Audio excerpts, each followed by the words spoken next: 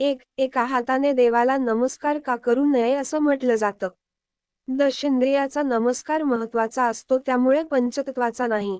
2. घरामध्ये देवपूजेला वाहिलेले फूल निर्माल्य का ठेवू नये. घरातील माणसाच्या आरोग्य विपरीत परिणाम होत असतो, म्हणून कधीही शेळी फुले घरांमध्ये ठेवू नये, निर्माल्यामध्ये टाकू नये, नदीमध्ये विसर्जित करावे. 3. झोपलेल्या माणसाला कधीही ओलांडून जाऊ नका. कारण झोपलेला शव असतो म्हणजे शिव असतो, म्हणून झोपलेला व्यक्ती हा शव असते, म्हणून कधीही ओलांडून जाऊ नका. 4. रस्त्यामध्ये जात असताना प्रेत दिसल्यास नेहमी नमस्कार का करावा. तर उत्तर बघा, शव व शिव म्हणून नमस्कार करावा. त्यांचे दुरूनच दर्शन नक्की घ्यावे. 5. कुणाच्या किंवा आपल्या घरातून जेव्हा तुम्ही बाहेर पडत असतात तेव्हा जातो म्हणून म्हणू नका, नेहमी येतो म्हणून का म्हणावे.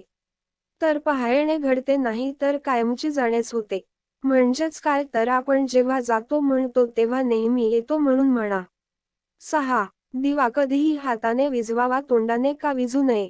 कारण आपल्या तोंडामध्ये नकारात्मक ऊर्जा असते.